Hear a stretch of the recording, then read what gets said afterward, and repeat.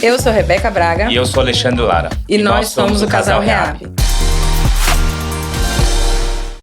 Estamos aqui de volta com mais um episódio para vocês. Hoje a gente trouxe uma área super importante dentro da reabilitação.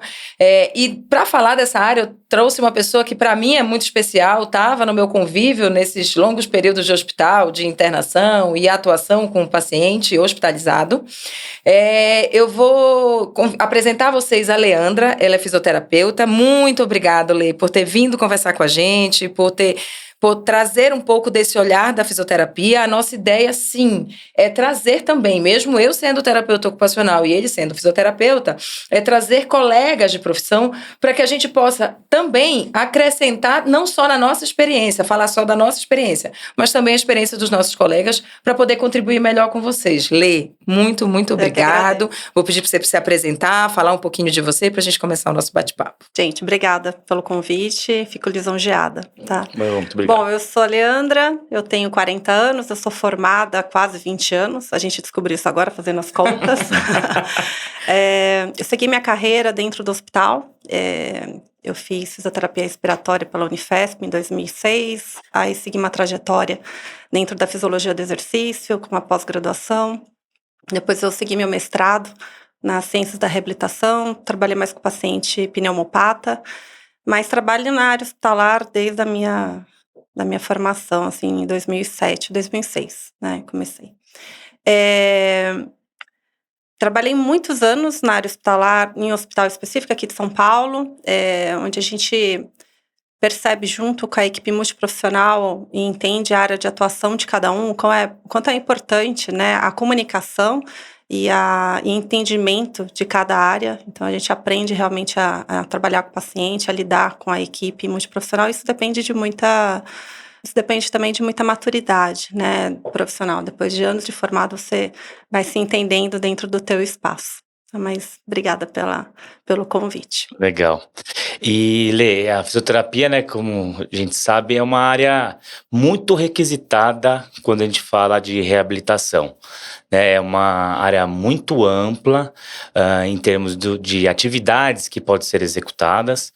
E às vezes as pessoas não têm muito conhecimento, muita ideia, desde quando o fisioterapeuta pode entrar nesse processo, né? Desde do início da internação de um paciente, por exemplo. E aí a gente pensa naquele paciente que está internado, aquela reabilitação precoce, que precisa já, os profissionais já estarem atuando com ele com vários objetivos, com várias condutas para minimizar alguns riscos e potencializar alguns avanços durante todo o processo da reabilitação.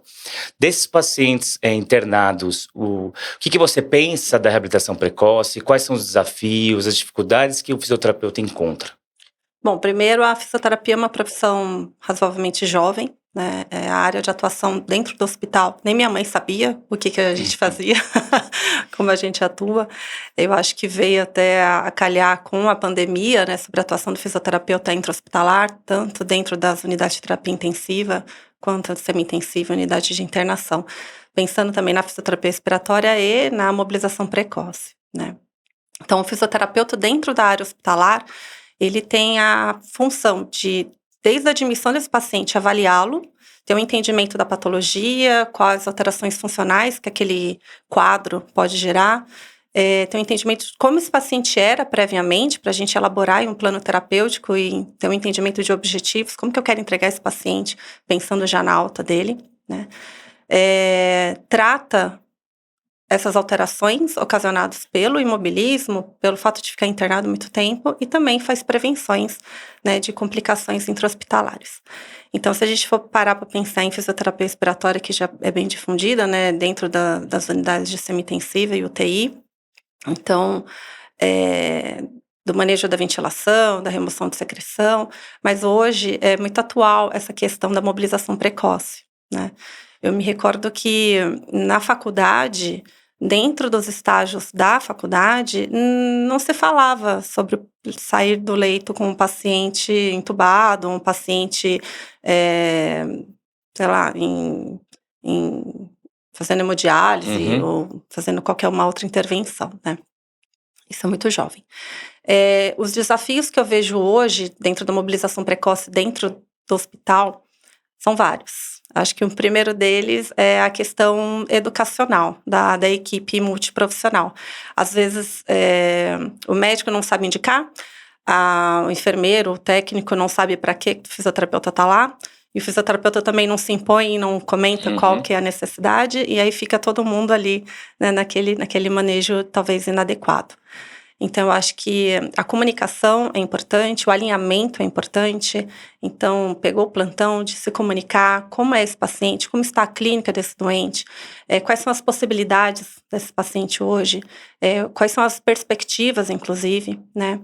E comunicar junto com o time profissional, multiprofissional. Vejo como desafio também a questão educacional do próprio paciente familiar, né? Muitas vezes o paciente está internado, está doente, e tem aquele pensamento: eu estou doente, eu preciso de repouso, né? E remédio, principalmente os idosos. Então, você chega lá e impõe uma atividade, lógico, sempre muito bem explicado, comunicado, mas às vezes tem aquela resistência, né, não engaja na atividade. Então, a comunicação e a educação é muito importante nesse sentido, de engajar o paciente junto com a gente, ele tem um entendimento, né, que precisa sair daquela zona de conforto exatamente para ganhar funcionalidade, né? O fisioterapeuta pensa muito nesse sentido, de como eu vou devolver esse paciente para a sociedade com qualidade de vida, né? Com uma funcionalidade, que ele seja independente, né? Que ele possa voltar para a sua vida social. Legal. E quando você fala de mobilidade, como a gente está falando para uma gama do nosso público que não são só profissionais da saúde, mas tem familiares, cuidadores, para eles entenderem um pouco mais o que é essa mobilização no leito precoce, queria que você desse alguns exemplos. Por exemplo, colocar sentado, colocar ali para andar se ele puder, colocar ficar em pé. É o stick puxa que vem a família e fala assim, vai fazer stick puxa hoje. Essas coisas, né, que acontece. Acontece. Bom, a mobilização, ela pode começar desde a unidade de terapia intensiva e depende dos graus, né, de complexidade e gravidade do paciente. Então, primeira coisa que é muito importante, ter uma avaliação adequada em que fase o meu paciente se encontra, né? Perfeito. E como está o status clínico daquele paciente naquele momento, né?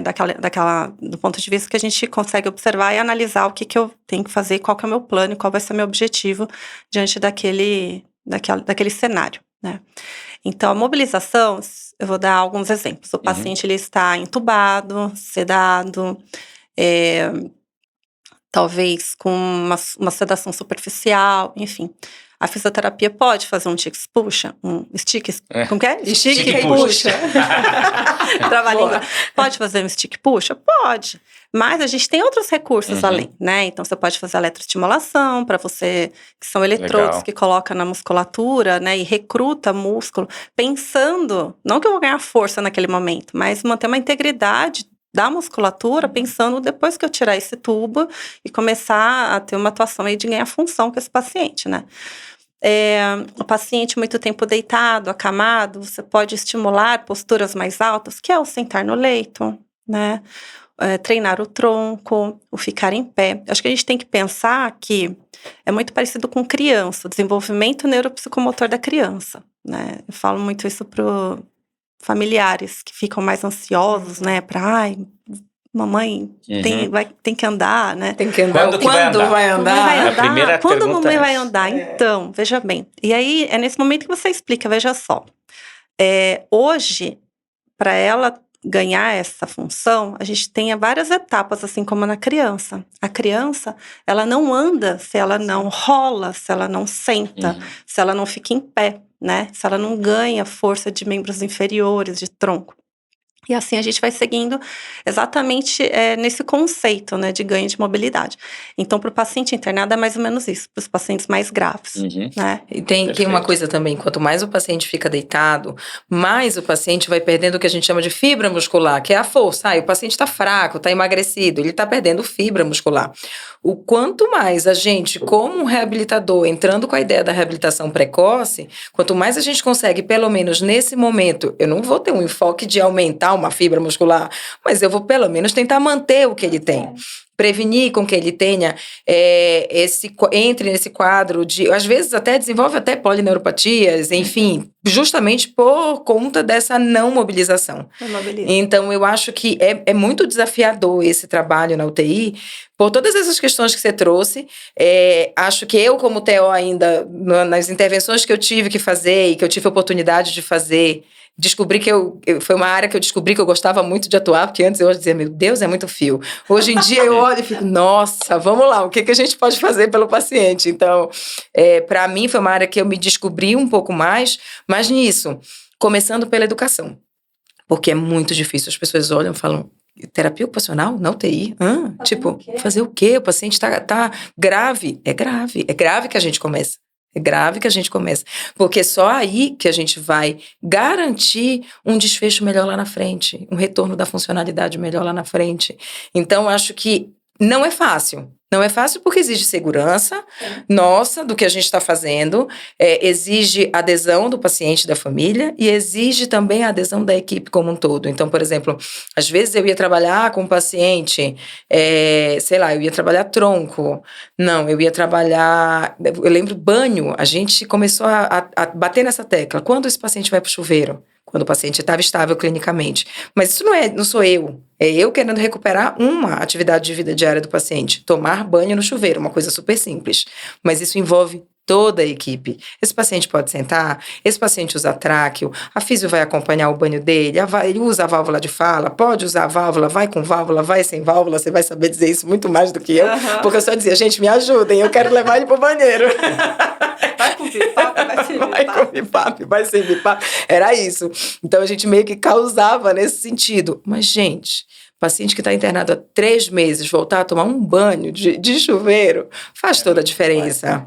E o que é bacana que você está falando, Beca, é que a gente está batendo nessa tecla desde o começo, que a gente está trazendo os profissionais da área para falar sobre habilitação. E a gente bate muito na tecla do trabalho em equipe. Né? A gente fala muito disso, mas conversando com outros colegas, a gente vê que nos serviços ainda está engatinhando isso, está melhorando, mas ainda não é uma fusão grande, pensando no Brasil como um todo. Alguns centros são muito bons, alguns hospitais são muito bons nisso, outros nem tanto pelo que a gente conversa. Eu não tenho muita experiência, praticamente nenhuma em paciente internado de UTI. E você vê que desde o começo da internação, que a gente está falando de reabilitação, vem a equipe de novo. Então, acho que é um alerta para todo mundo, de não esquecer disso, que o trabalho em equipe é fundamental para o processo de reabilitação. Sabe uma coisa que eu queria comentar? Eu trabalhei quase 13 anos no hospital aqui em São Paulo, de referência, e acho que é 13 de outubro, é o dia do fisioterapeuta. Acho que é 13 de outubro. Aí, pelo amor de Deus, do fisioterapeuta e terapeuta ocupacional. Essa foi ótima. A colega. Eu sabia. E aí, nesse hospital, todo mês de outubro, nós tínhamos a Semana da Mobilização Precoce. Para falar só do fisioterapeuta? Não, para engajar o time multiprofissional, vem com a gente. Sabe por quê? O fisioterapeuta tem que saber mobilizar? Tem que ter protocolo institucional, respaldado, o profissional pode ir lá buscar informações, saber, né, qual o perfil do paciente, te dar subsídio para discutir, inclusive, com a equipe, né, multiprofissional, com o médico. Mas não é só o fisioterapeuta que mobiliza, né? Então, quantas vezes o fisioterapeuta anda com o paciente, o técnico dá banho na cama, fala, mas não tem. Isso aí a gente vê que é uma falha na comunicação. Né? O paciente tem condições de sair da cama, tem condições clínicas. Você pode retirá-lo hoje em dia, né, com vários recursos, como fala, de mobilidade segura, de transferência segura. Você consegue transferir esse paciente de qualquer forma, seja ativa, passiva, assistido, né? Então, falha nessa comunicação, né? Então, por que não um banho de chuveiro? Por que não estimular ir para a poltrona, sentar na cadeira, tirá-lo daquele ambiente do quarto, levá-lo para um outro local, ir para um solário, tomar um sol, ver gente, ver outras coisas, outros lugares. Eu bato muito nessa tecla por uma coisa muito simples, que eu sempre falo isso, a musculatura do pescoço. paciente fica tanto tempo deitado, aí depois a gente vai e quer que ele sente lindo. Aí daqui a pouco tá doendo, tô cansado, tá...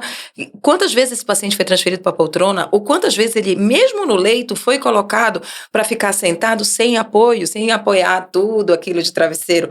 Gente, faz toda a diferença. E isso começa lá atrás. A gente não espera o paciente chegar no quarto, sair da UTI, sair da SEMI. A gente não espera isso, a gente já começa lá atrás. Só que eu acho que você trouxe uma coisa muito importante, que é a questão da educação, porque é um trabalho de formiguinha. É um trabalho de, eu estou fazendo isso por causa disso, disso e disso. Trocou o plantão, chegou outra equipe, vai dizer, o que essa menina está fazendo? Eu estou fazendo isso por causa disso, disso e disso. É repetitivo, é diário, mas é possível. Eu acho que é comunicação e é cultura.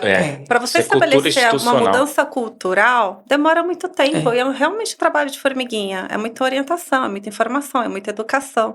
Quantas vezes na minha vida eu não ouvi?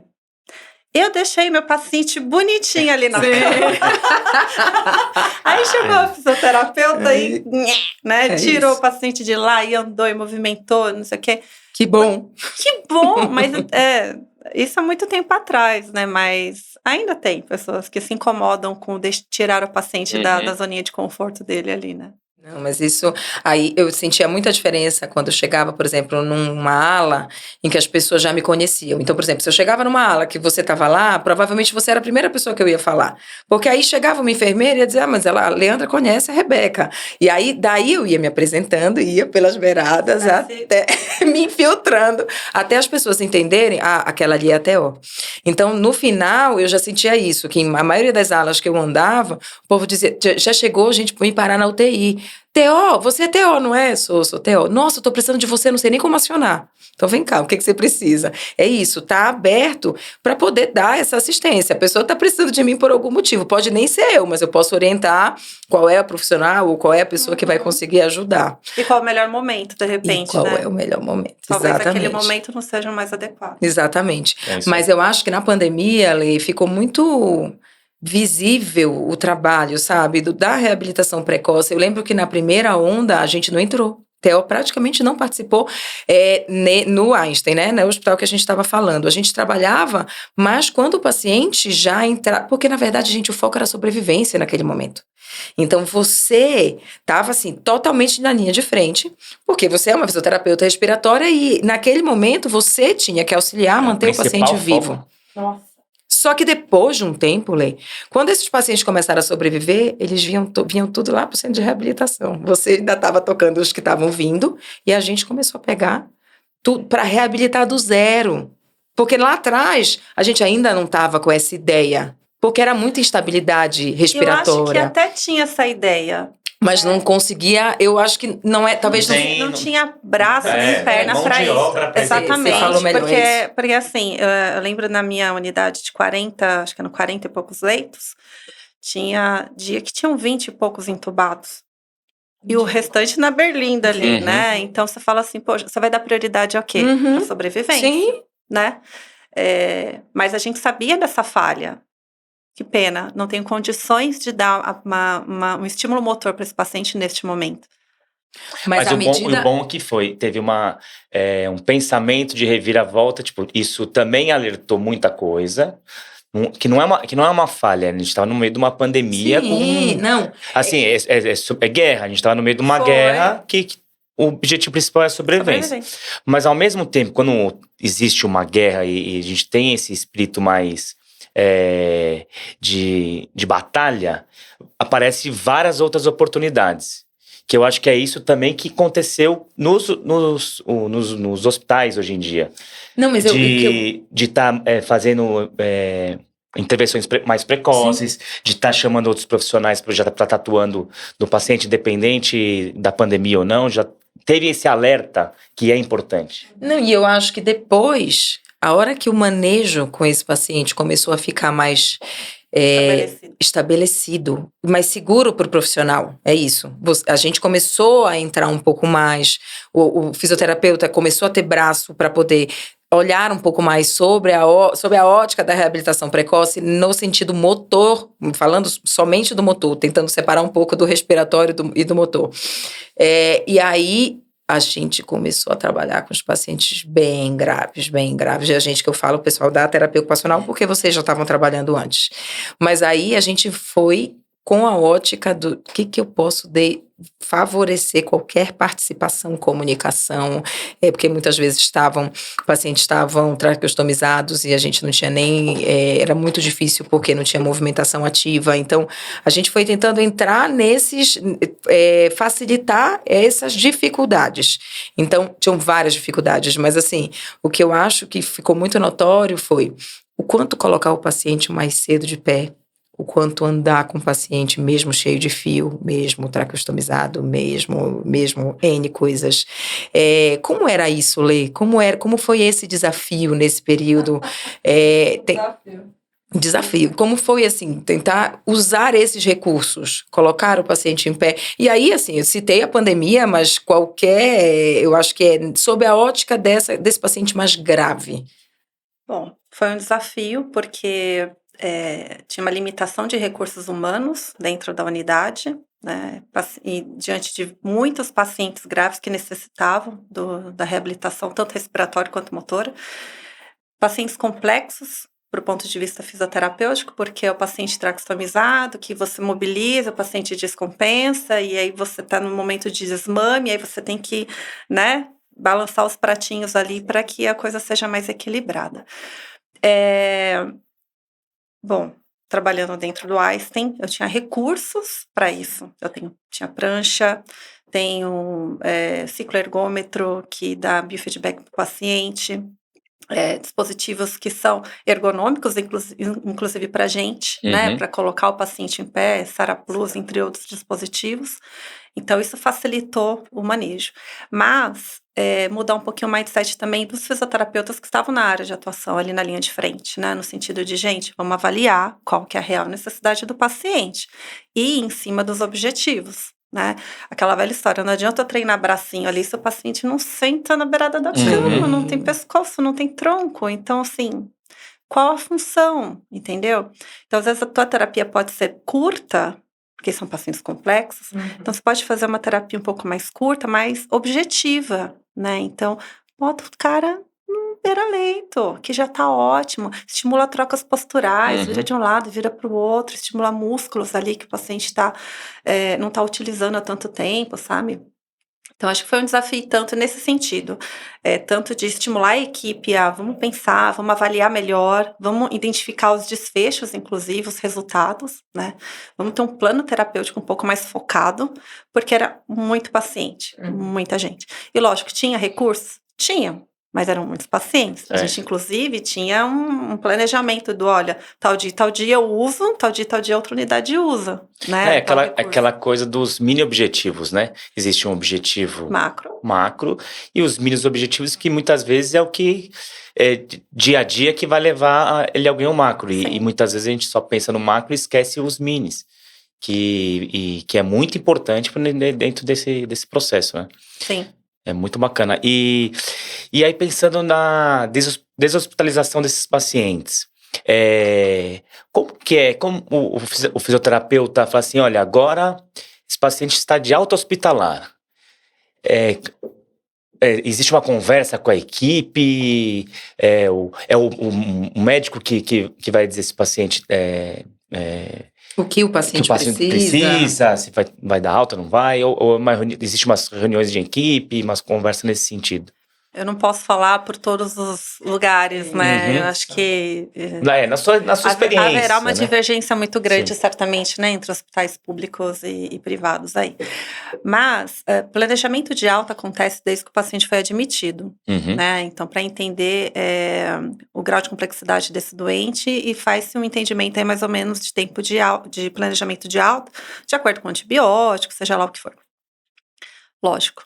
Intercorrências acontecem, imprevistos, né, que a gente sabe, infelizmente.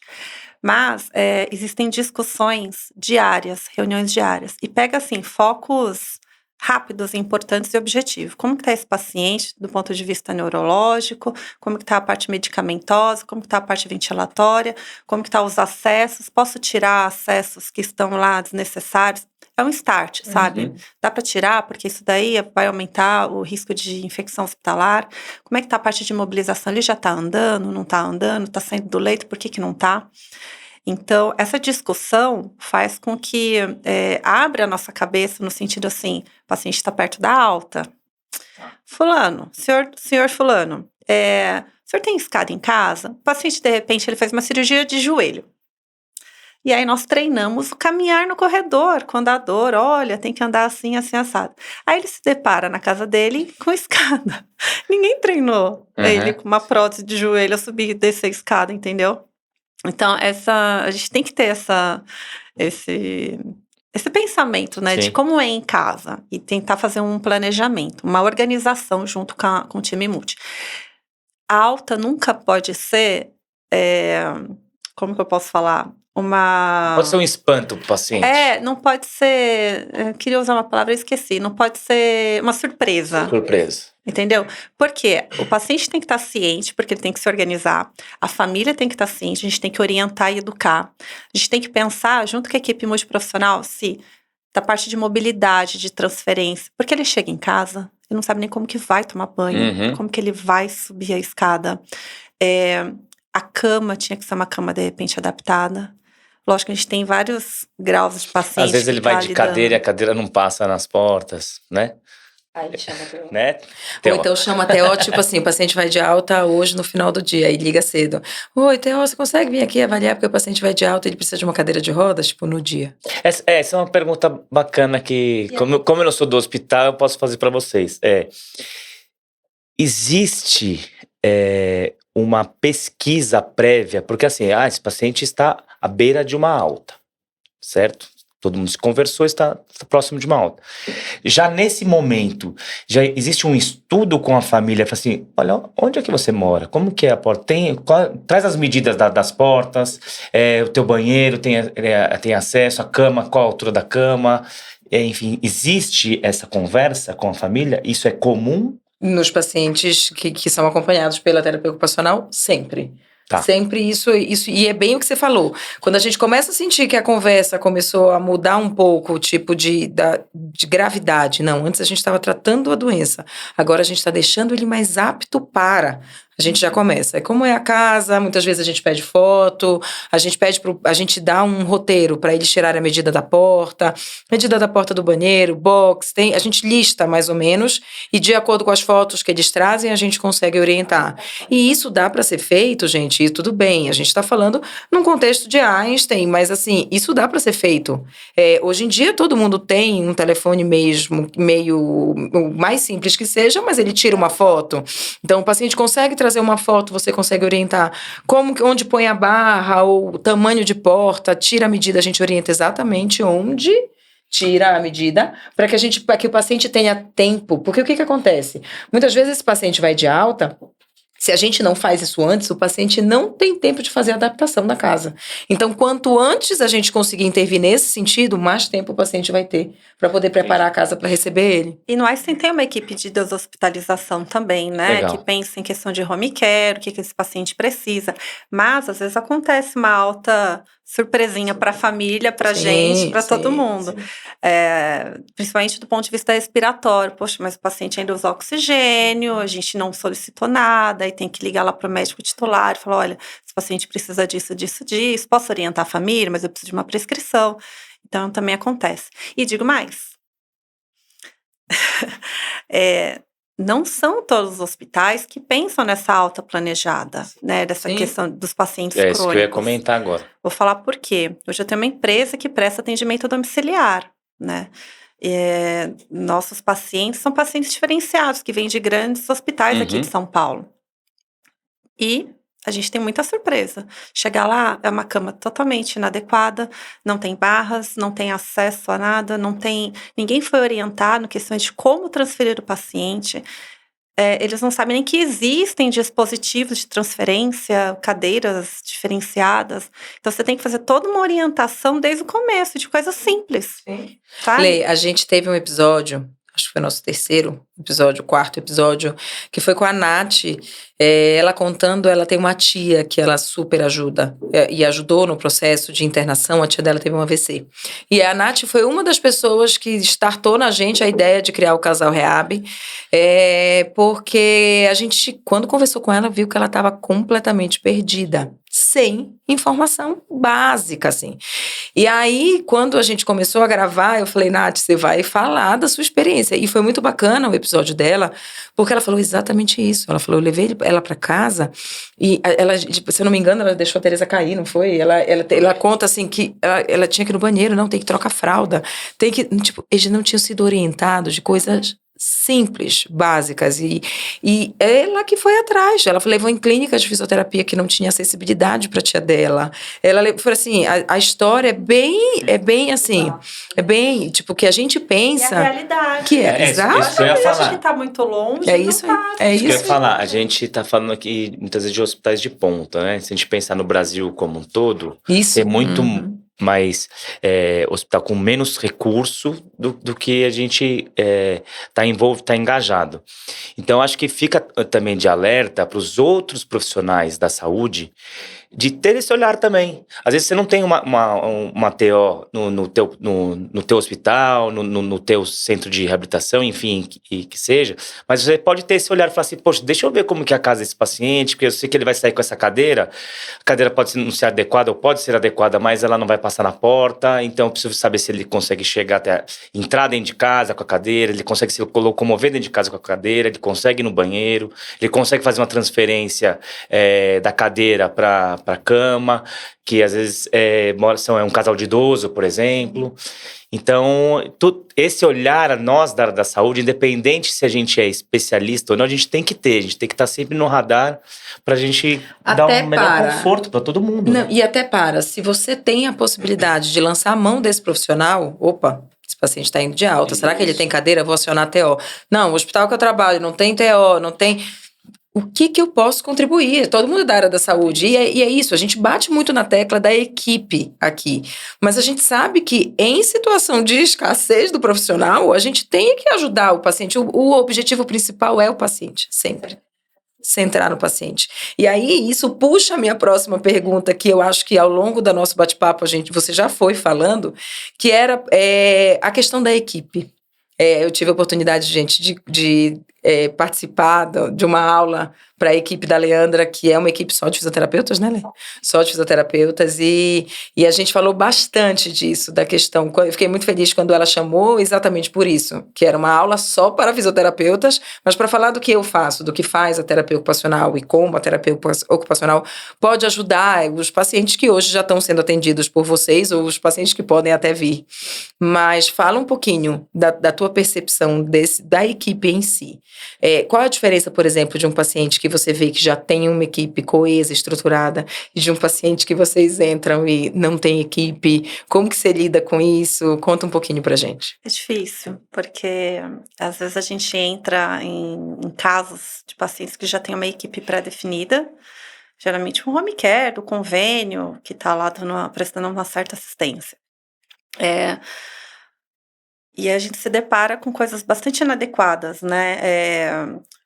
Inseguras para o paciente, inclusive, né? Então, transferências ainda aérea com lençol, sendo que às vezes o paciente tem condições, né, de realizar com dispositivos melhor indicado. Equipe que não se conversa, né? Existe uma barreira muito grande na questão de comunicação, entendimento e ético, inclusive, sabe? De aceitação, de que cada um tem o seu espaço, tem a sua importância, né? Então, existe, às vezes, uma limitação muito grande de não passar o caso, o que aconteceu, como foi, quem estava, sabe? Eu acho que esse é um desafio muito grande ainda. Agora, quando você tem uma equipe, geralmente você vai formando, né, junto com pessoas que você conhece, que é da sua confiança.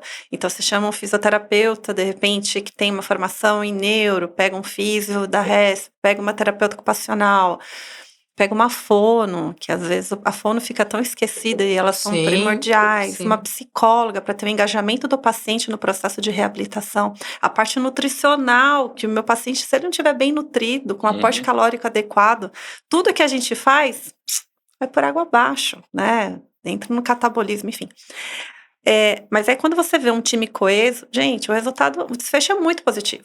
É muito diferente, né? Quando as pessoas se comunicam, formam um grupinho e bate um papo e faz reuniões. Quantas vezes, né, a gente fez reuniões de paciente para discutir desfecho, discutir alinhamento. Poxa, como meu paciente está hoje? O que você acha? O que a gente pode mudar? Até também para expectativa da família. A gente faz as nossas reuniões, a gente faz as reuniões com a família também, gente. Já vai adequando. Os bastidores, a gente conta. Se alinha.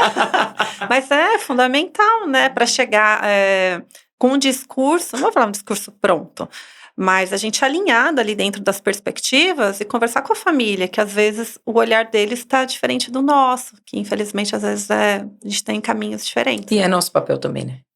É nosso papel também. Se o olhar deles está muito diferente do nosso, é papel nosso trazer eles para cá.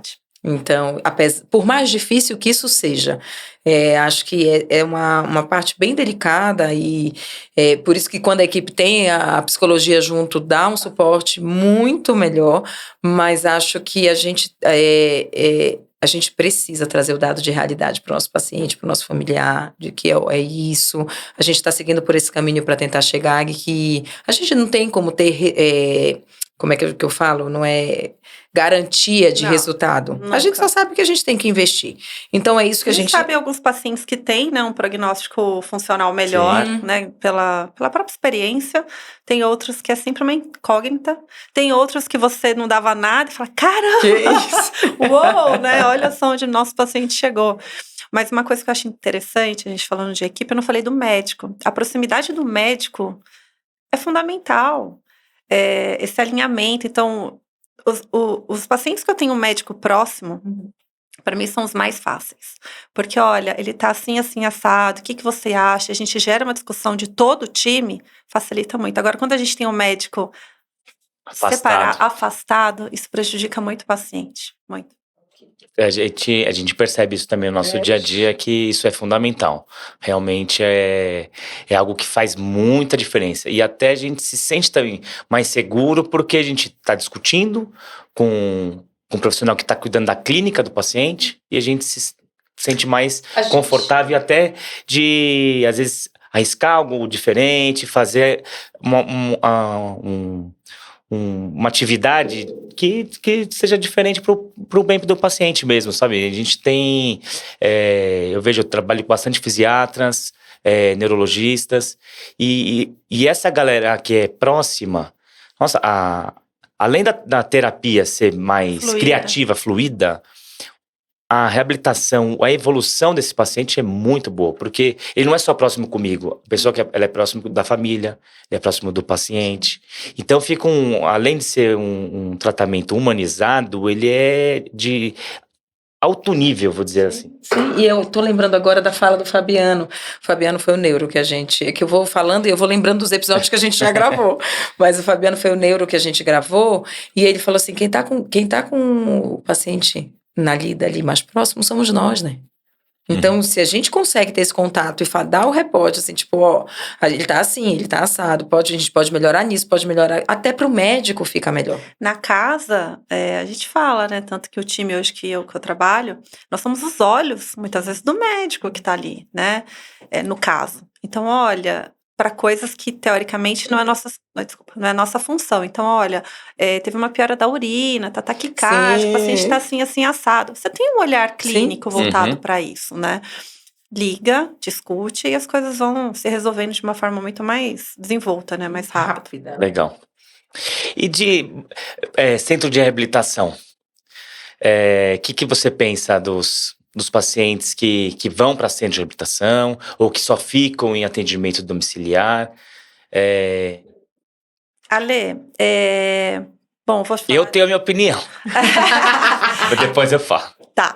Bom, deixa eu falar da minha. Tá. Na verdade, assim, eu não tenho experiência em centro de reabilitação. Nunca trabalhei em centro de reabilitação, exceto na faculdade, né? Há 1000 anos atrás. Mas eu vou falar da minha experiência dentro do Einstein, que alguns pacientes, eram pacientes elegíveis a encaminhar ao centro de reabilitação. Então, obviamente, pacientes com critérios hemodinâmicos, respiratórios, enfim. Então, esses pacientes a gente encaminhava porque a gente via que tinha algumas coisas que nós éramos limitados ali, dentro da unidade de internação, entendeu? Pensando em casa, eu acho que eu vou até começar a falar do atendimento domiciliar, talvez para comparar. Eu acho que existe uma facilidade para o paciente que tem uma dificuldade de locomoção, essa transição, né, entre casa e clínica, enfim.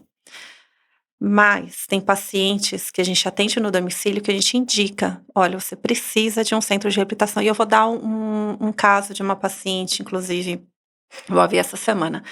Ela tem uma mielite transversa, teve uma piora importante de força de membros inferiores, entre outras questões ali da saúde dela. Falei, querida, precisamos ir para o centro de reabilitação. A gente precisa de um tablado, a gente precisa de uma equipe multi, ter outras visões, não dá, a gente está muito limitada aqui em casa. Uhum. Ela tem uma restrição que acho que a gente não comentou, mas acho que é importante falar.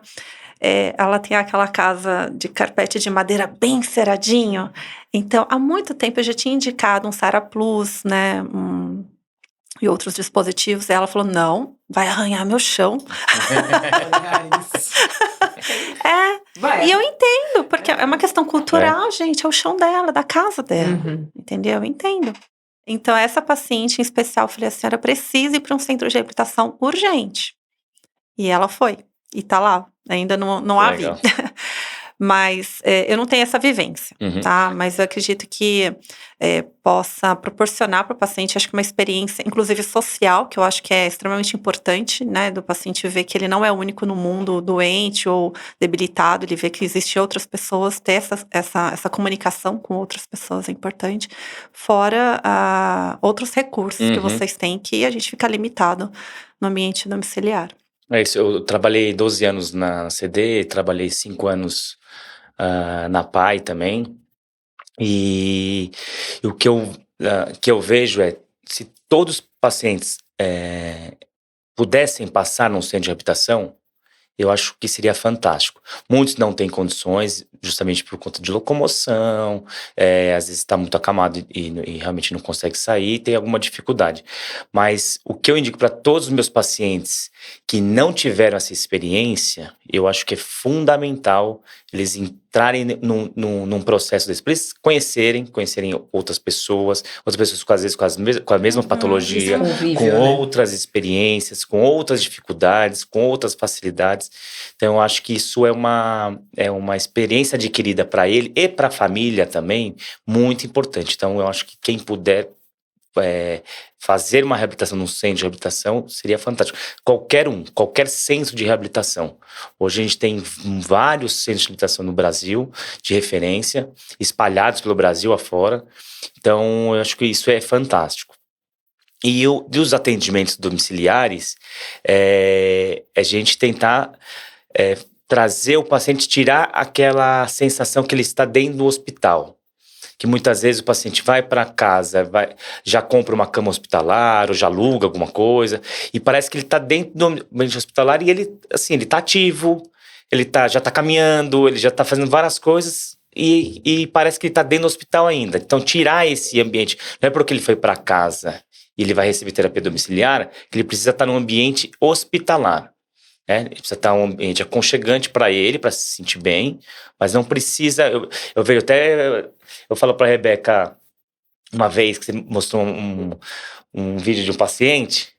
Eu falei, Rebeca. A gente compartilha, tá, gente? Por que ele tá. Por que tá de pijama? 3 da tarde? Desse jeito. Eu falei, não.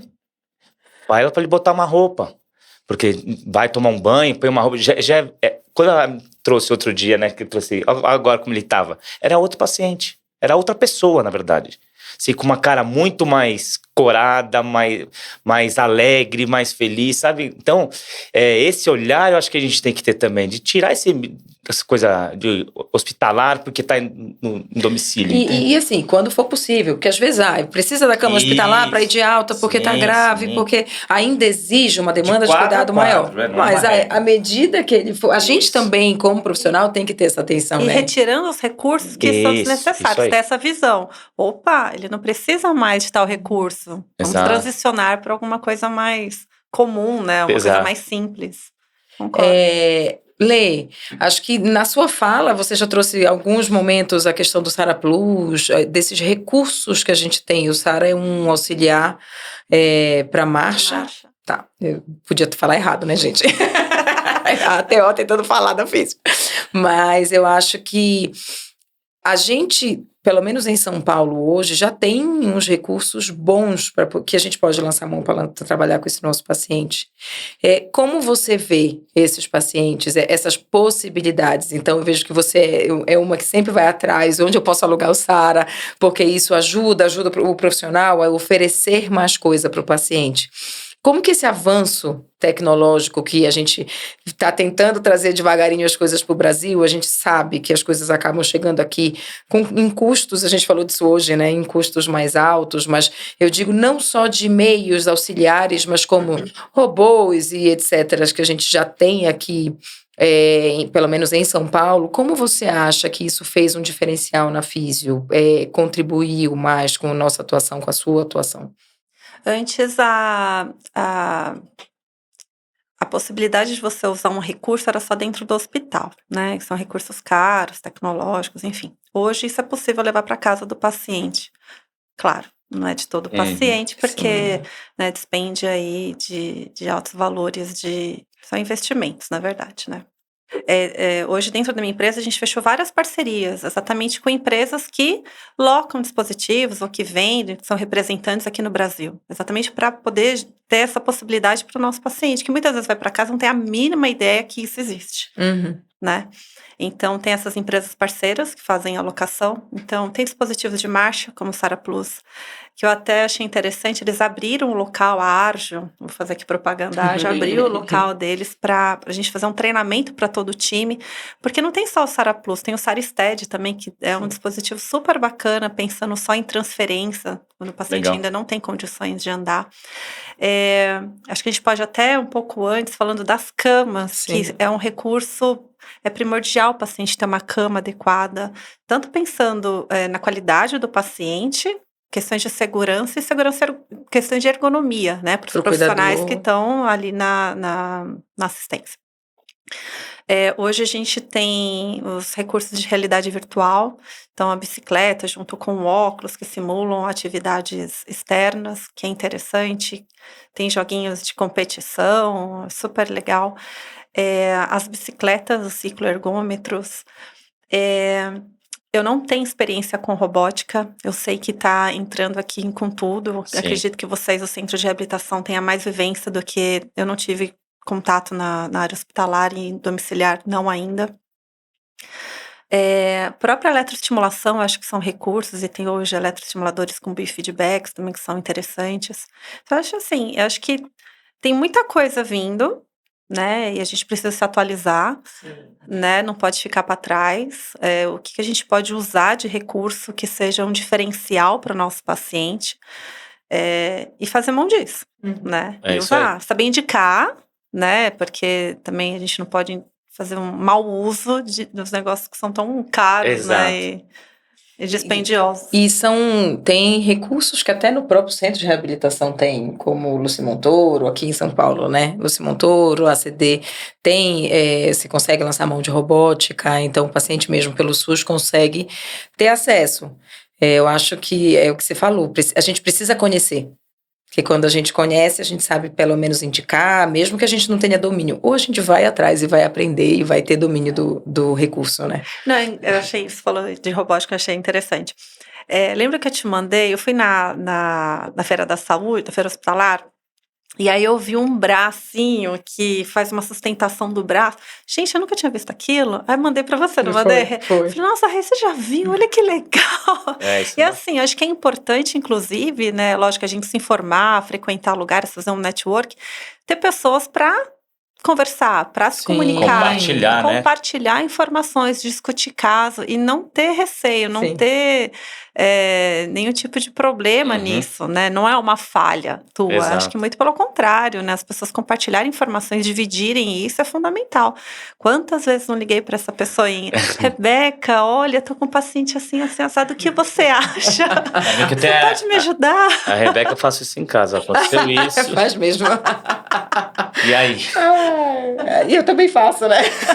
É isso. Olha aqui, o que você acha aqui o tempo inteiro? Mas é isso, né? Hoje eu vejo com o time que eu tenho, hoje nós somos em 26 fisioterapeutas. É muito legal, porque a gente faz reuniões com a equipe, com o time, e vai discutindo. Gente, vem ideias, às vezes tão simples, Sim. que não passou pela minha cabeça. Nossa, olha que legal. Porque cada um tem uma vivência, cada um vem de um centro, cada um vem de uma escola, cada um tem uma vivência, né? Experiências diferentes e aí compartilhada.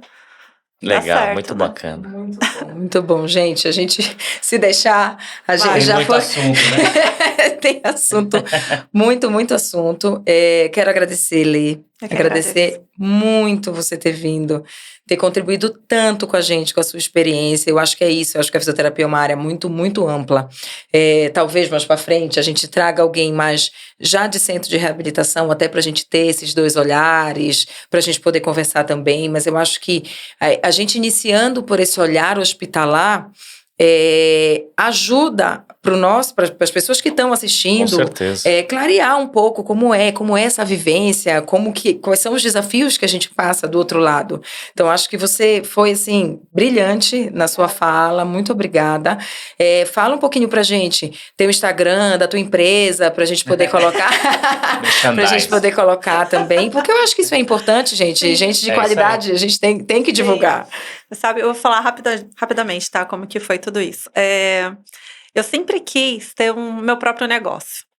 Sempre quis. E aí, eu me juntei com 2 sócios. Bom, você sabe, né, Rê? A gente já conversou e fosforilou sobre coisas, assim, negócios, assim, por muito tempo. E hoje eu tenho 2 sócios que eram do Sírio-Libanês, que eles também saíram totalmente da área hospitalar. A gente se dedica 100% à nossa empresa. E a nossa proposta foi promover atendimento domiciliar de qualidade. Então, dar uma continuidade, uma proposta diferenciada em levar recursos, ter uma avaliação baseada em desfecho, né? Ter ferramentas para avaliar e avaliar e ter resultados desse paciente depois. Então, a proposta é essa. Aí, nós somos hoje um time de 26 fisioterapeutas aqui em São Paulo, somente de fisioterapeutas. Nós temos 2 braços da empresa também, que é da parte tecnológica, chama-se Onitec, tá? Tá no forninho, a gente está desenvolvendo um dispositivo bacana. E tem a parte educacional, a Unieduca, que também promove cursos, treinamentos, não só para fisioterapeutas, mas para a área da saúde, tá? Então, são coisas que a gente está tentando difundir e levar para o domicílio dos pacientes. Então, tem o site, tem Instagram, Pode chama falar, Oni Fisioterapia Integral. O site é www.onifisioterapia.com.br e o Instagram é Onifisioterapia. Tá, obrigada, gente. Obrigada pelo convite. Obrigado você por ter abrilhantado o nosso programa de hoje e por ser fisioterapeuta, né? Obrigada. Galera, então a gente tá ficando por aqui. Agradeço quem escutou a gente até o momento. Não esqueçam de curtir a nossa página, de compartilhar para outras pessoas, que quanto mais gente puder ter esse conteúdo, melhor, e a gente vai seguindo na nossa linha da reabilitação. Tá bom? Muito obrigado e até a próxima. Até a próxima, pessoal. Tchau.